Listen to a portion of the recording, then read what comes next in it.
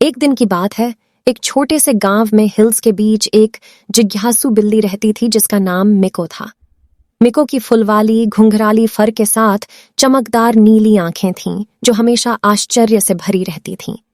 एक सुनहरी सुबह मिको खिड़की से बाहर झांकी और कुछ देखा जो उसकी जिज्ञासा को जगाने लगा। रंगीन हॉट एयर बैलून आसमान में गूंजता हुआ, उसकी जांबज रंगों वाली ऊंची ऊंची खासियातें फूलों के बीच नचती दिख रही थीं और मिको का दिल उत्साह से धड़क उठा। उसने तय किया कि उसे भी वहां से दुनिया को देखना है। एक पल भी व्यर्थ न करते हुए मिको घर से बाहर निकल पड़ी और निकटवर्ती पहाड़ी के दिशा में जाने वाले मार्ग का पालन करने लगी।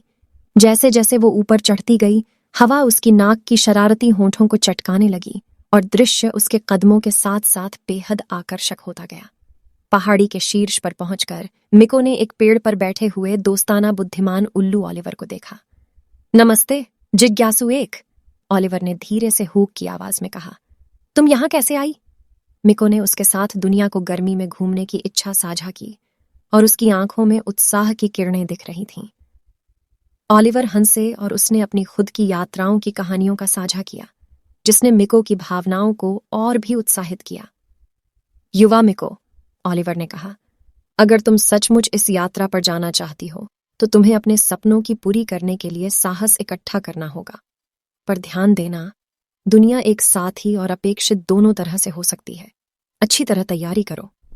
मिको ने ओलिवर की समझदारी को ध्यान से सुना और उसकी कृतज्ञता की जाहिर की, फिर वापस घर की ओर दौड़ी।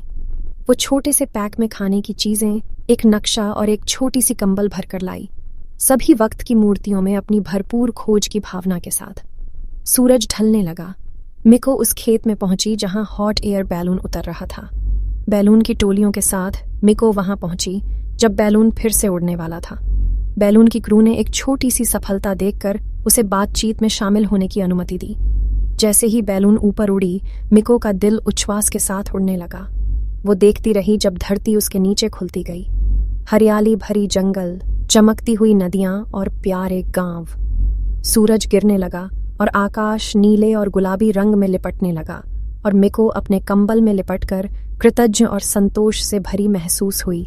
आगे आने वाले दिनों में मिको बैलून की क्रू से कई चीजें सीखीं।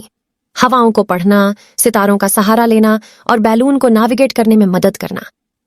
हर रात उस अपने कंबल में लिपटकर सोती, अपने नए मित्रों के साथ कहानियों और हंसी में वक्त बिताती।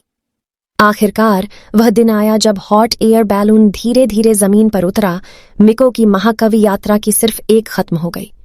उसके साथ ही बैलून की क्रू ने उसकी संगीतियों का स्वागत किया और विदाई दी और उसने अपने गांव की ओर फिर से पलट दिया। घर पर वापस मिको ने ओलिवर और गांव में अन्य जानवरों के साथ अपनी अद्भुत यात्रा साझा की। उसने यह सीखा कि नए स्थानों की खोज करना उत्साहजनक था, लेकिन जिन मित्रों से वह सफर करती थी वे सबसे मूल्यवान रत्न थे। इस तरह जिज्ञासु बिल्ली की यात्रा गांव में एक प्यारी कहानी बन गई, एक साहस, जिज्ञासा और अज्ञात को गले लगाने की सुंदरता की कहानी। और हर बार जब मिको आकाश की ओर देखती, उसे यह अनुभव होता था कि उसकी खोज का एक हिस्सा सितारों में हमेशा बना रहता है।